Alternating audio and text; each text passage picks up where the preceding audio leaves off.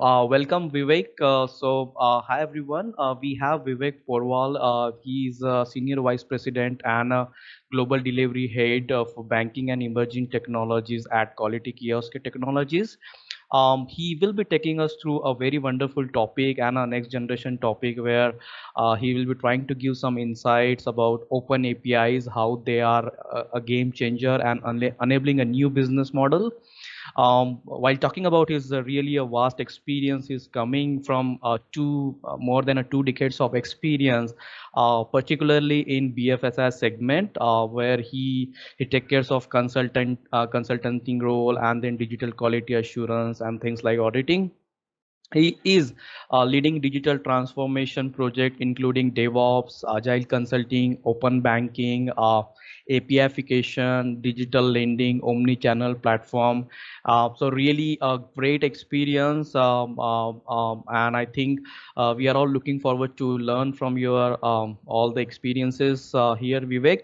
Uh, Again, apart from this, he has been associated with various prestigious conferences like TOPA 2020, then Digital Summit for Economic Times, also CXO Roundtable for UiPath, like RPA provider. So great. I think stage is all yours, Vivek. Possibly you can share your slide and take us through your experiences and how open APIs are enabling the future next generation business model. Thank you, Sumit, for such a nice introduction. Let me share my screen and please confirm if you are able to see. Mhm. Can you see the presentation slide? It is still loading, Vivek. Sure, sure. So till the time it loads, I can quickly give a brief about myself and the topic which we are going to discuss today. Good evening, everyone. I am Vivek Porwal, and Sumit has introduced me, and thank you for that.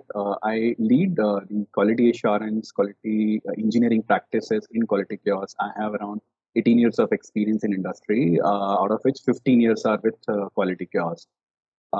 I've been part of various consulting engagement, especially the transformation project, business transformation and digital transformation projects in banking and financial services. And apart from that, some of them are related to manufacturing and pharma industry.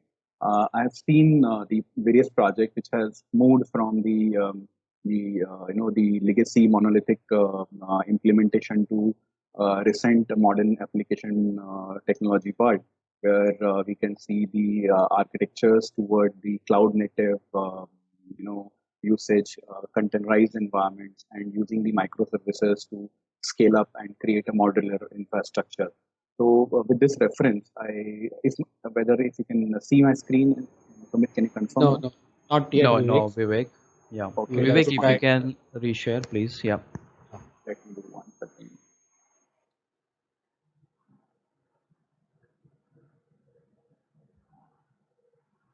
Perfect, Vivek. Yeah, we are all set, Vivek. We can see your Okay, slides. okay, I'm just putting on full screen.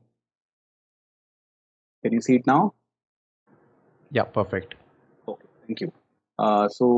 With this background, I want to have an interesting topic discussion today on the open APIs, which is becoming the core of any business decisions. And the new business models are surrounded by the open APIs, which is leading to API economy, which is creating a new value for the businesses. With this context, let's see how it is helping various organizations and what has been an area of interest for us as a QA community. I want to give you a reference here with reference to some of the organizations which are quite large now, but when they started, they were also trying to see the implementation of some of their innovative initiatives. So starting from Amazon, they created the complete infrastructure on cloud and created the infrastructure which can be used by any organization. And now we are all seeing, but they started quite long ago. Similar way, Stripe, which is a payments oriented company, which has been started in UK and then created a good amount of market share across. Launched in 2010 and in 20, they have many more investors investing into it, and now they themselves are investing into the recent neo banks like Monzo. Same way, the new Southwell, which has launched their infrastructure and the software within 2 weeks' time to support the lab testing through their software. So all of these are innovative solutions and the products which has come. And what is common between all of them is the API infrastructure which has they have created to enable either if you see Amazon enable to various parties and ecosystems who can access the infrastructure which has been created on the cloud as AWS platform. The Stripe has payments APIs which are exposed and created used for mobile application and web applications to enable their customer experiences. The third one is more about how they have enabled their lab tested thousands of tests has been done during the time when it was needed, and the turnaround time was very important. These all have APIs which has enabled and driving the business values to launch their products in the market. If you see the market share, which has been increasing quite well, and we all are interested in APIs because it is having a very large pie of share in the growing businesses, and each business decision. One of the top five initiatives for them is how an APIification can help the business to grow and how it can help to grow revenue, market share, and the better customer experience. The market share, which has seen in 21 around 3.8 billion USD, which is expected to grow almost to more than two times of the numbers. So it is quite a large number, which is driving all of us to catch the bus and see that we are all equipped towards what is required to cover the API market. Some of the growth factors which have been specified are related to customer experiences, how the customer experience through web or mobile channels can be seamless, because it's all about omni-channel experience to the customer. Customers cannot, now today's demanding world, customer cannot wait for a different kind of experiences, and each consolidation of various channels results to the any of the enterprises. The second one is the frictionless, access to the partner ecosystem. How any partner can utilize the services being offered by the business, or the business can go and utilize and consume the APIs being offered by the other partners. The third one is the time to market, as we saw in the earlier slide, and I'm also going to showcase one more slide which actually talks about how ready to use open APIs can help to launch any specific products in fraction of days and weeks. It could be years earlier. Now I want to showcase you the API evolution. Since morning, we have been seeing various discussions toward the technology, and a lot of speakers has covered the topics related to styles, the tools, technologies which have been used. But all of these, what they are doing is actually visible on the front to you and me as a end user, is about the how companies are making successful market capturing or giving a better interfaces to users, or how users can enable their own transactions irrespective of the platform. So if you see initially the earlier adopters were Amazon, eBay, Salesforce. They started early in the game, then followed by Twitter, Facebook, Amazon EC2 and S3 instances on cloud are another example which has been exposed. There are a lot many developer-oriented portal, Tubilo, which has launched and really helped developers to see that they help to the business rather than just developing any app for the sake of development. And the last but not the least, the APIs are enabling all types of businesses, all types of transactions. It doesn't remain only for the exchange of financial information. It could be anything which is related to IoT devices. It could be related to the data which is being integrated by the financial institution to non-financial industry, or the non-financial data being used by the financial industry. So it's all about Internet of many things and everything. Some stats which supports the importance and the why APIs are at the core of any successful digital transformation. It again talks about the better digital customer experience. Most of the people acknowledge as per the API State of API Economy 21 by Google. Second most important is how do you expose the asset to the partner ecosystem. The third is how do you integrate the various ecosystem within organization to see that there is a seamless and faster time to market when you are developing and modifying any product.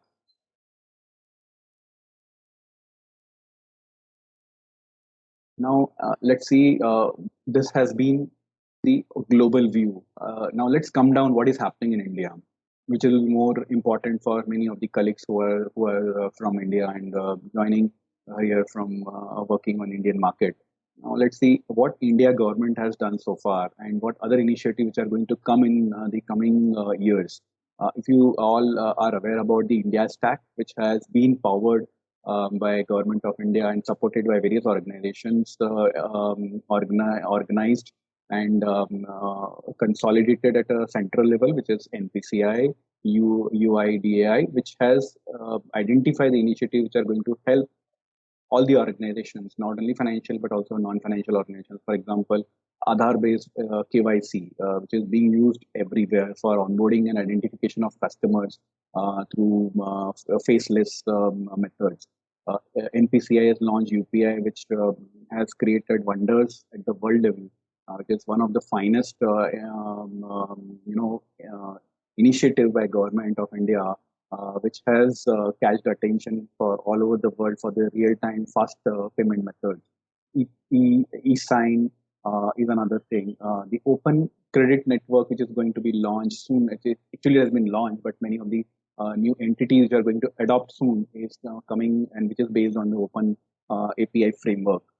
DigiLocker, another government of India initiative, and we are going to also see open commerce network, which is equivalent to Uber and Ola, or say Swiggy and Zomato kind of initiative, which the government will support for the Indian entities and the startups to innovate further.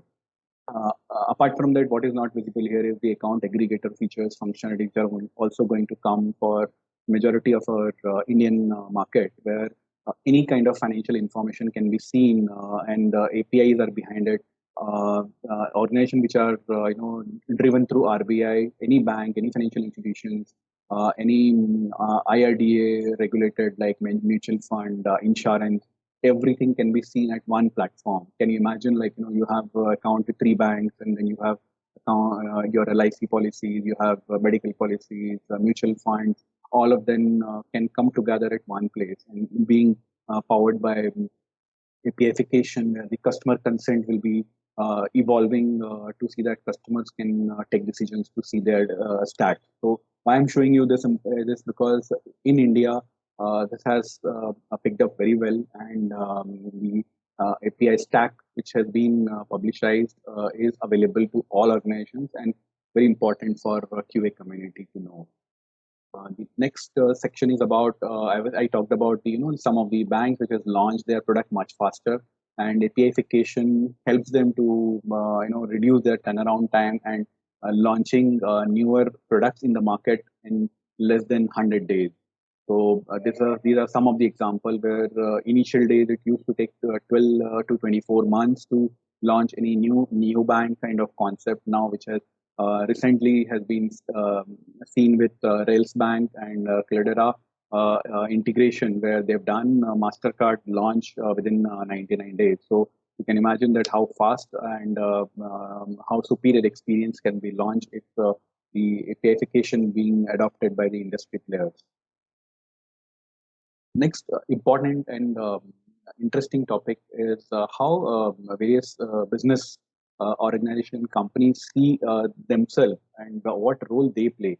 So one way is to look at the technical aspects of APIification, that what styles being used, what are the gateways are being used, what are the players in the industry, how do you design, how do you test, how do you maintain, how do you manage it. But what is driving all of these is a business decision, and how business decisions are changing is based on certain methods. I have tried to classify it into three major buckets. First is direct consumption, where any organization, maybe say, take an example of a bank, they want to offer their services to their own customers. So we have been working with some of the very large Indian banks and financial institutions where they are launching omni-channel platform where hundreds of APIs are behind, which has been developed in a microservices containerized environment to see that the customer gets seamless experience of their own application, their own products and services. This is one example where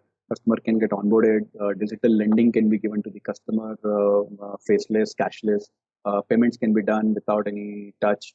Then the accessibility of their transactions can be seen much better than any other method which has been existing earlier.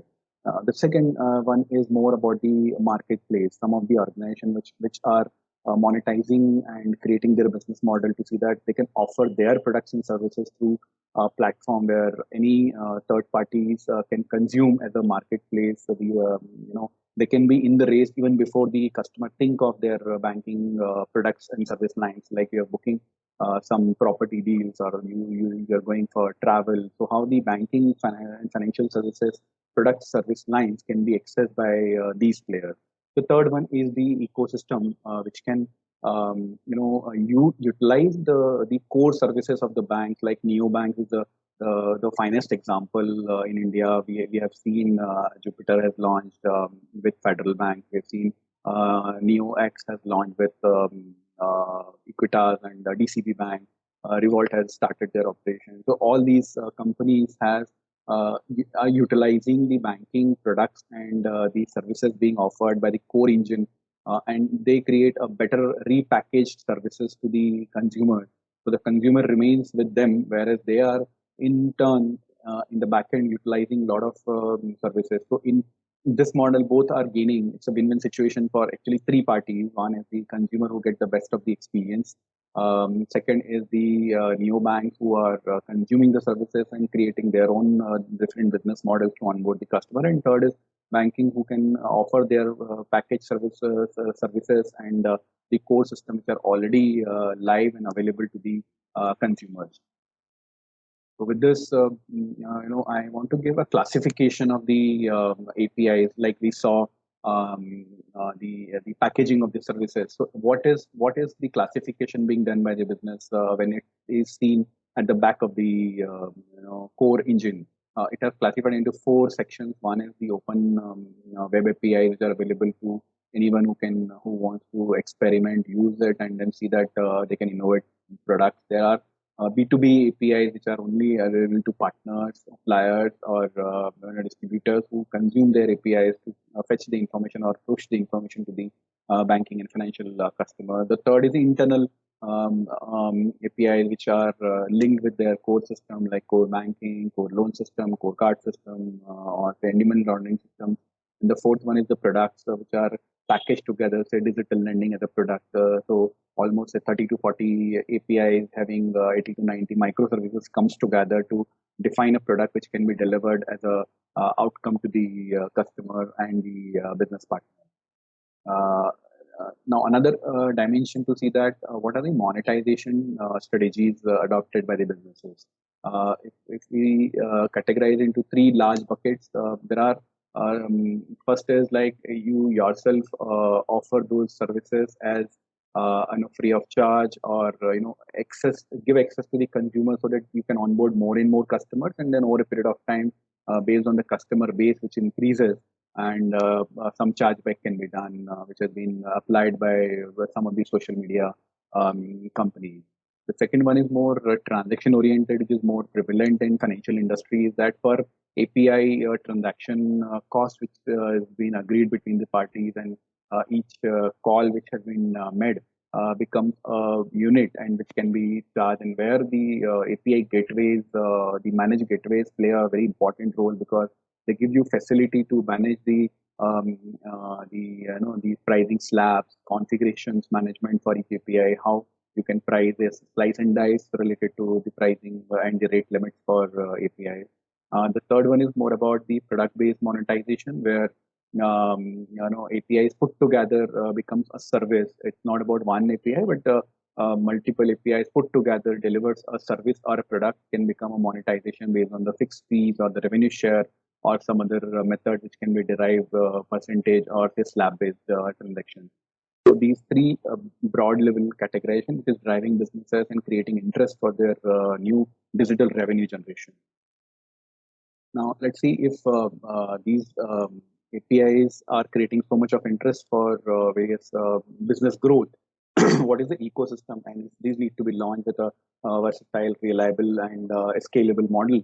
What are the considerations while we look at the overall ecosystem? So we, as a Quality Kiosk, has been working in this area for quite long, and we have seen the entire life cycle of API management, especially from design to the going live and then monitoring in the production.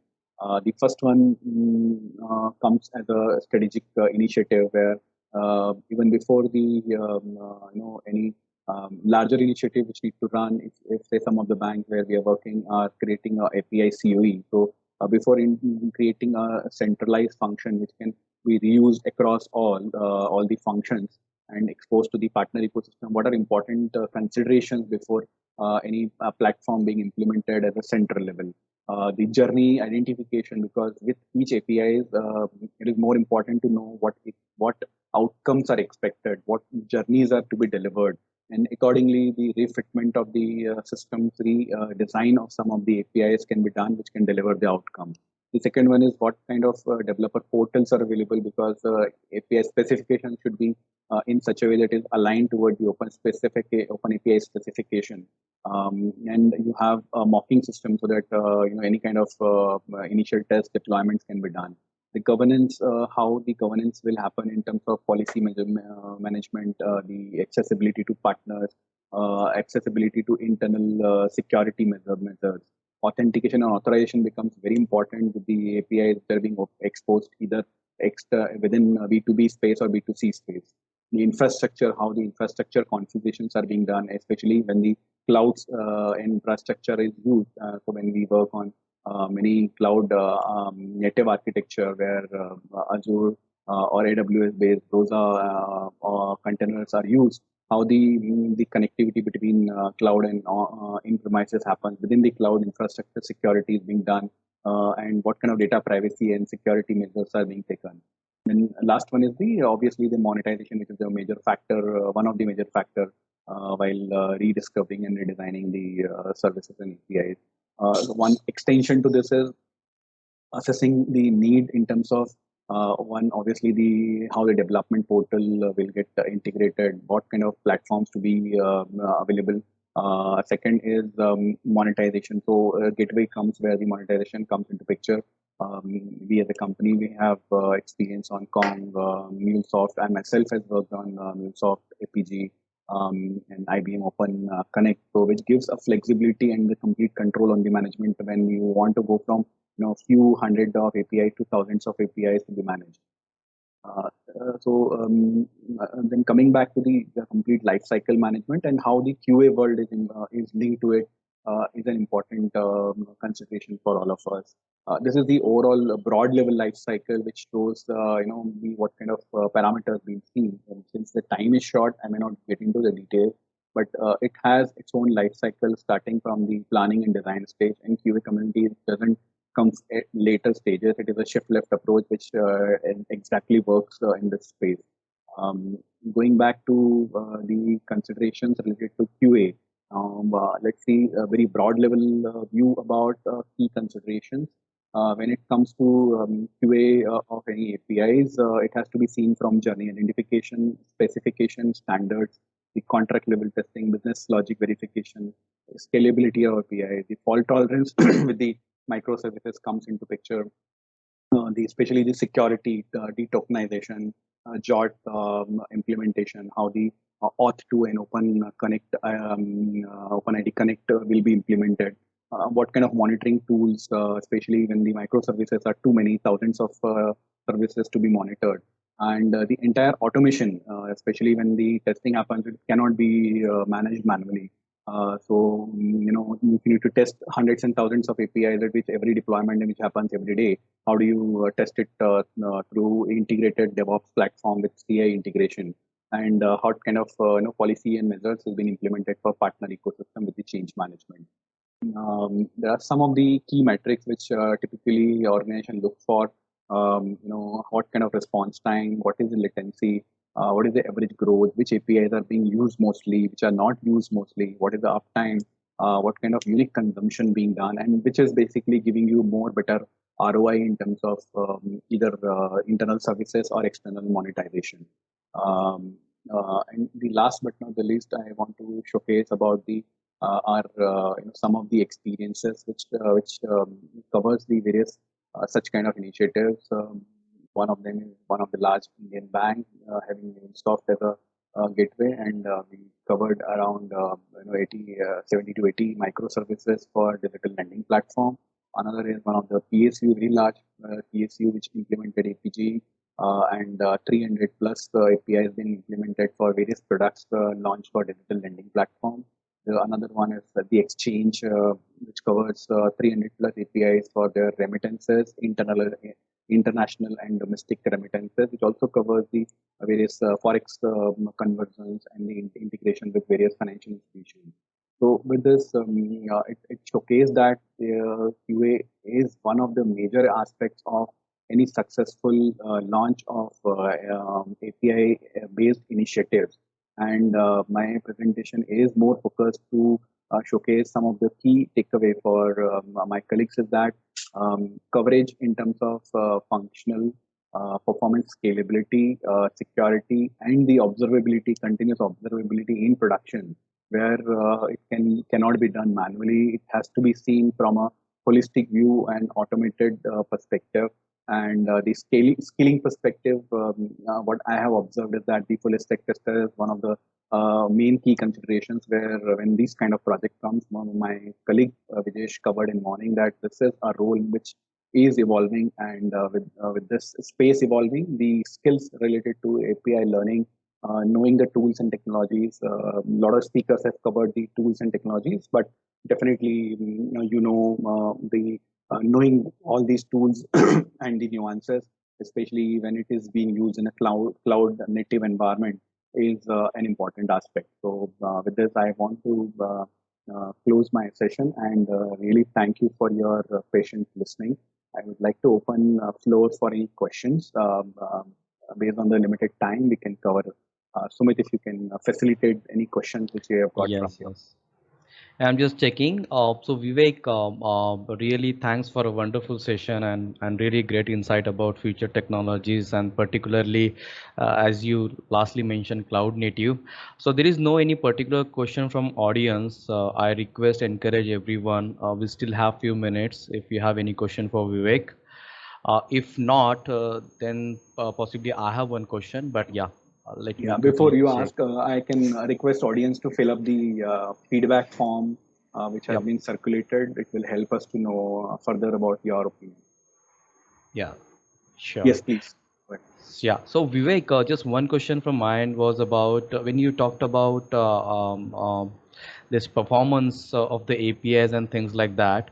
So just curious to understand in terms of real world scenario when we want to do performance testing for microservices, and things are not really ready. Then how you plan shift left or shift right, and maybe if you can share some experiences and best practices, Great question. particularly for performance. Great Yeah. question. Yeah. I think you touched upon very relevant topic, and the performance as earlier seen as testing which need to be done at the UAT stages when the things are stabilized doesn't come handy here. I mean, it has to be more early in the stages, and we have mastered this piece as a continuous performance testing early in the stages. When the development happens, we get integrated with them with the architectural reviews. We also do the structural review of APIs being developed because a lot of component which can be even identified earlier in the initial stages when the architecture has been defined and designed. Say one of the enterprise where we are working, it has cloud infrastructure, internal infrastructure, core banking infrastructure. Also, they have in-premises gateways which are available. So how the entire hopping can be done, it definitely can be defined earlier in the stages. And each API, whenever it is getting developed, we put our tags here to know the response time early in the stages. We can do early performance with a single user. Also, at the same time, we can put some loads at each individual component of the APIs, and then once the call chain is ready, some of the call chains, say for example, if you need to onboard a customer, you need 5 to 10 different APIs to talk to each other. We can push the load at low level volume because infrastructure, your hardware may not be available in the initial phases of the development. With reference to that, we can extrapolate and put the load in the initial stages. And it is a more automated test which can run with each deployment.